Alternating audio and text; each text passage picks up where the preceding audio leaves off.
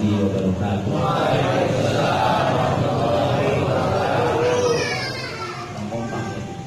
Mengantuk atau gimana? Tak serem melihat sayanya. Tidak kayak kiai bilang, kayak tukang mobil ya. Assalamualaikum warahmatullahi wabarakatuh.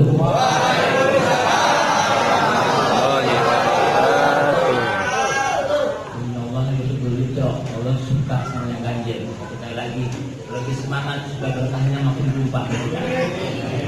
Assalamualaikum warahmatullahi wabarakatuh. Waalaikumsalam warahmatullahi wabarakatuh.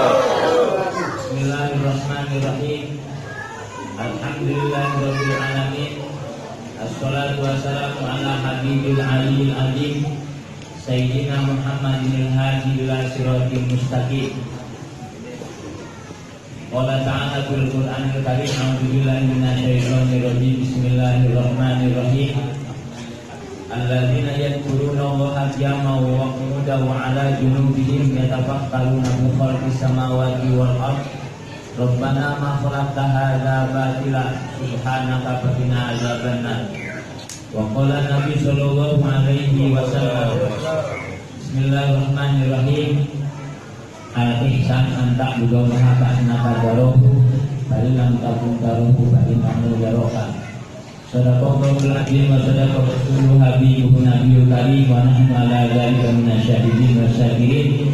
Walhamdulillahi rabbil alamin. Hadratul mukarram wal mu'adzam Abah Haji Edi Bisna dari pondok pesantren Sirul Hikmah Cisoka sebagai wakil talqin Khalifah Qadari yang Wahasa Bandi yang pondok pesantren Suryalaya. Alhamdulillah beliau selalu senantiasa menemani kita pada setiap bulan. Kelihatannya bulan.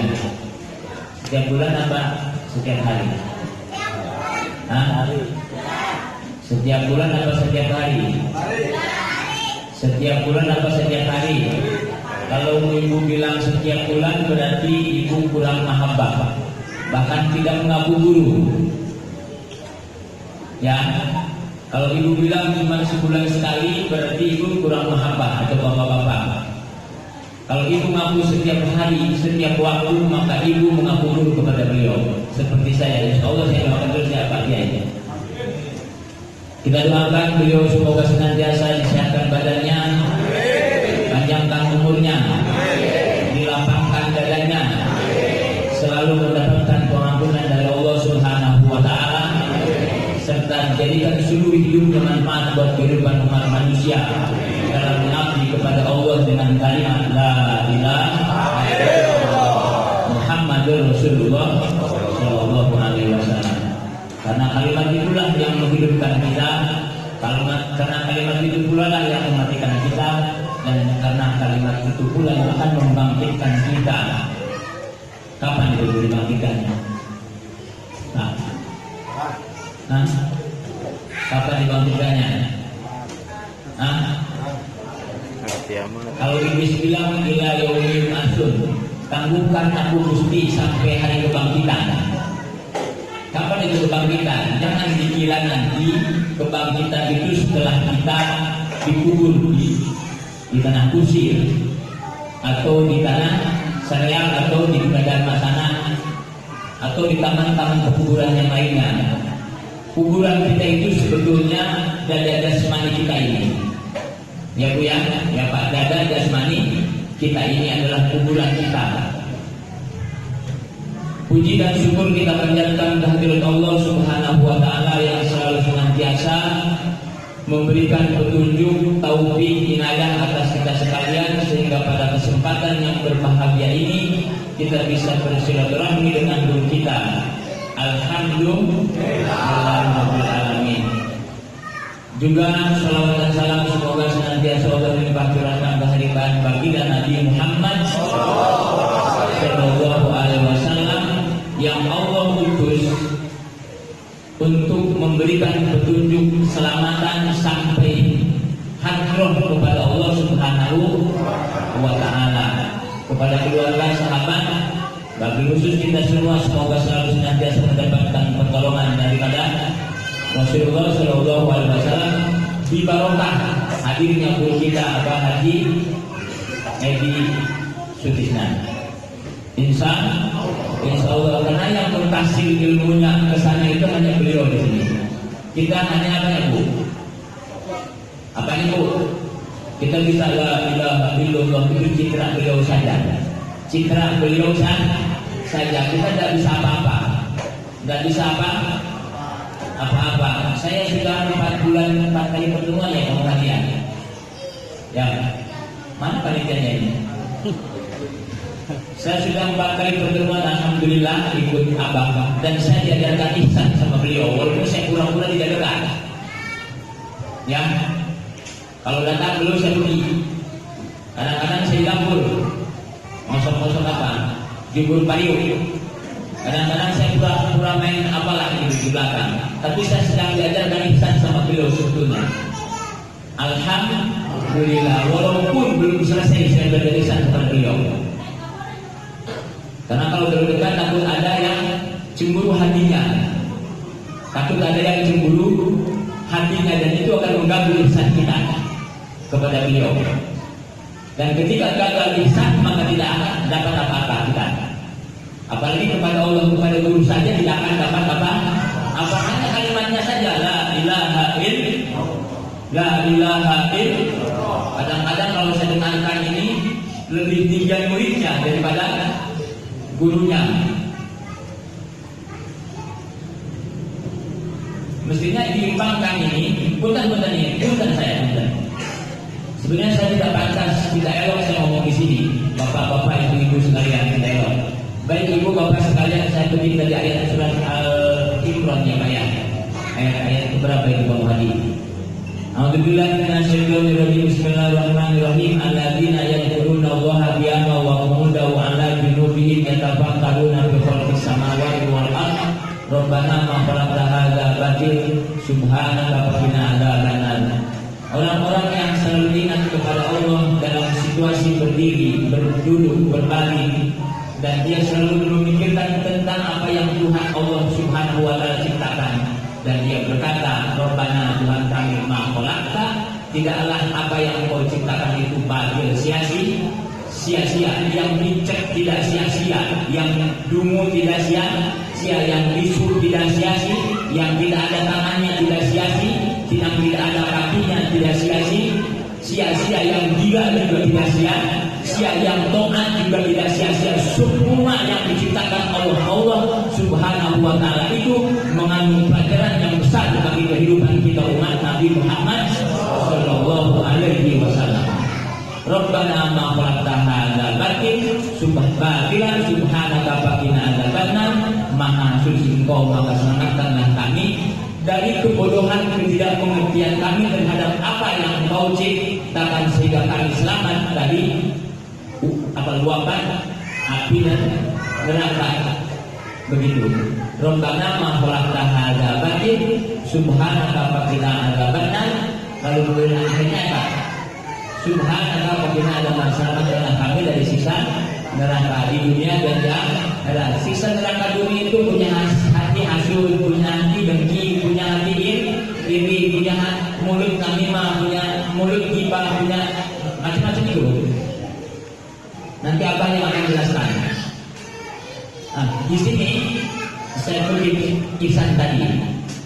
Rasul Shallallahu Alaihi Wasallam bersabda ketika ditanya oleh Jibril alaihissalam sepulangnya dari Mi'raj tentang Islam, tentang iman, tentang ihsan yang ketiga. Tapi apa yang disampaikan oleh Rasulullah sebagai jawaban atas Jibril itu, Jibril membenarkannya. Maka yang saya ambil ihsannya, karena saya belajar ihsan sama beliau ini. Ma huwa ihsan? Al-ihsan an ta'budallaha ka'annaka tarahu fa in lam takun tarahu fa innahu yaraka. Ihsan itu engkau mengesahkan Allah, engkau mengenal Allah, engkau dekat dengan Allah, engkau apalagi mengerti Allah yang Maha Pemurah lagi Maha Penyayang, seakan engkau melihatnya. Seakan engkau melihatnya seperti saya nih, ibu bapak. Saya lihat ibu bapak lihat saya enggak? Bu, Pak, ibu lihat saya enggak? Benar. Lihat apanya?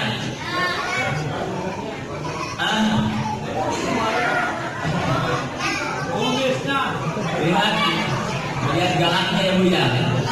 Saya kalau gak malu ngomong banyak saya mah. Dia gitu. Coba ya. Kalau saya gak malu saya ngomong Banten karena kita biasa Banten. Lihat ya Bu ya. Lihat jasnya coklat. Dapat dikasih orang Bu, bukan dapat beli, tidak beli saya. Dapat dikasih orang, mau beli nggak boleh beli. Suruh dipakai aja, diukur, mau dibayar nggak mau. Jadi saya punya beban jadinya, harus saya pakai aja, karena pesannya begitu. Kalau mau ngaji pakai, kalau mau sholat pakai, kurang asem juga itu. Dibebani saya dengan amanah jas ini, pakai dibebani dengan dikasih jas ini supaya dipakai. Kulit pada saya tidak pernah pakai begini. Nah, Bapak lihat ibu lihat saya. Orangnya kayak begini, jasnya coklat, bajunya putih, giginya ompong, ya, jenggotnya putih separuh, kemudian kumisnya papang, orangnya temperamental,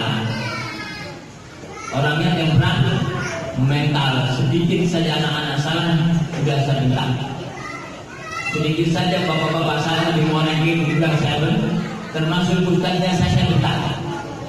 Pasti saya marahi, bukan karena saya benar, karena tidak sesuai dengan keinginan saya marahnya itu. Kalau sesuai dengan keinginan saya marahi, gitu. Nah, saya lihat bapak lihat, ibu lihat, harus seperti ini melihat Tuhan Allah Subhanahu Wa Taala dalam sifat rahmannya itu. Kalau mau kita ricikan, kalau pakai ricikan ini ya, atau melampaui batas dulu doang saya. Ricikan. Kalau wujud rahmat itu seperti ini, saya dikasih jas sama tukang jahit, maka hakikat daripada tukang jahit kasih jas itu adalah sifat rahmatnya Tuhan dalam bentuk jas, ya, dalam bentuk jas. Maka saya berkata kepadanya, alhamdulillahirabbil alamin. Kalau saya berkata alhamdulillahirabbil alamin, Tuhan Allahnya yang maha terpuji tersanjung, dan yang memberinya, yang menjadi wasilahnya juga tersanjung. Jadi dua-duanya tersanjung, Allahnya tersanjung dan yang memberinya juga tersanjung. Tetapi kadang kita nih Pak, lebih ingat kepada pemberiannya daripada yang memberinya. Benar tak Bu? Benar tak Bu Pak? Ingat kepada pemberiannya atau ingat kepada pemberinya? Pemberiannya. Syukur di agama. Hari ngaran syukur mah kudu ingat dengan mereka lah. Harus ingat kepada yang ngasih. Siapa yang ngasihnya? Allah Subhanahu Wa Taala. Baru kita ingat kepada pemberiannya. Setelah ingat kepada pemberiannya, maka kita salurkan di dalam rangka yuqimuna shalah wa mimma razaqnahum yunfiqun ayati mu'atillah wa rasulillah. Dalam rangka taat kepada Allah dan dalam rangka taat kepada Rasulullah, maka itulah arti daripada syukur dalam wujud ihsan itu sendiri. Bapak Ibu jamaah sekalian yang saya muliakan, tahapan ihsan ini ada beberapa syarat yang ya. Ada beberapa syarat ini. Orang ihsan itu tidak boleh tidak melihat yang di hadapannya. Harus selalu melihat orang yang ada di hadapannya. Makanya kalau kita sudah melihat Allah dan kita tidak meyakini bahwa kita manusia, maka yakinkan bahwa innahu yaraka, maka sesungguhnya Allah melihat kita. Maka seorang yang menulis makna ihsan ini harus penuh ketelitian, harus penuh dengan ketelitian. Bergaulnya juga gak dibatasi ya Pak ya. bergaulnya juga harus dibatasi. Tidak boleh kalau belum bisa mas bodoh. Ngomongnya dibatasi, bergaulnya juga dibatasi, harus hanya bermuajahah sama abah saja, tidak boleh dengan yang lainnya.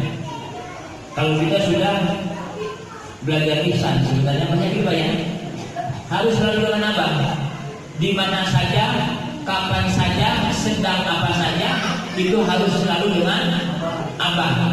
Sedikit berpaling kita dari wajah abah, maka gagal ihsannya,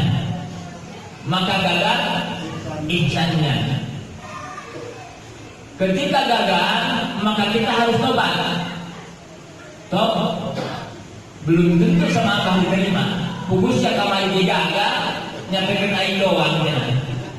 Kemarin aja kamu gagal, sekarang datang lagi bilangnya mau tobat. Kemarin saja kamu sudah gagal. Saya sudah siapkan waktu siang malam untuk memimpin batinmu, tapi kenapa kamu masih melakukan hal-hal yang apa? Yang diajarkan oleh guru. Ini tidak gampang ini Pak Bu, tidak gampang. Ihsan kita, ini kelas saya nih. Ini juga masih baca-baca. Untuk ihsan saya bisa jaga sholat 5 waktu saja sudah alhamdulillah. Kok mau bari sambil berjamaah mah? Ya, ihsan kita ini bisa menjaga sholat 5 waktu berjamaah saja sudah gagal. Kalian sudah mulia di hadapan manusia. Apalagi sambil ada ilmunya. Hai Ustaz, kalau kita berubah nih, kalau kalian bisa ihsan dalam menjaga 5 waktu berjamaah, maka kalian insya Allah akan menjadi orang pun mulia. Itu satu. Ihsan kita nih, ihsannya orang Islam. Ya. Yang kedua, ihsannya orang mukmin, orang yang beriman kepada Allah Subhanahu wa taala. Kira-kira kalau digabung susah juga ya. Ihsannya Islam saja harus menjaga 5 waktu, menjaga sahat, menjaga apa lagi? Sholat, menjaga puasa, menjaga zakat, menjaga haji. Ini aja berat kita. Berat yang ini aja berat. Berat yang 5 saja udah berat ini. Luar biasa. Tidak bisa kita lakukan sendiri-sendiri, harus sama-sama. Makanya pesan abah sepuh itu apa? Jangan saling menyakiti, saling mendoakan, saling memaafkan, saling mengingatkan. Itu ihsannya orang Islam. Ihsannya orang mukmin, tu'mina billah, iman kepada Allah, tasdik di hatinya. Bahwa yang memberi penglihatan ini adalah Allah, yang memberi pendengaran ini adalah Allah, yang memberi apalagi Pak, hidup ini adalah Allah, yang memberi kemampuan ini adalah Allah, yang memberi keinginan ini adalah Allah, yang memberi bisa kita berbicara juga adalah Allah Subhanahu wa taala. Di dalam hatinya enggak bengkok. Itu ihsannya orang mukmin.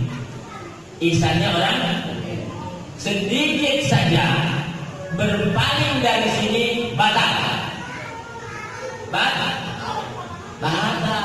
Harus ulang lagi ya bayang. Harus ulang lagi ke Islam lagi, tobat lagi.